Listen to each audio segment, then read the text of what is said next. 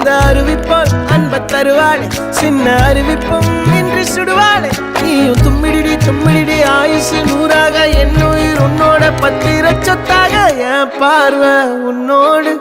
உன் பொம்மை கண்ணோடு பேசாமல் விண்ணோடு நாம் மிதந்து போவோம் காதாரா அடியாளோ நான் தாங்க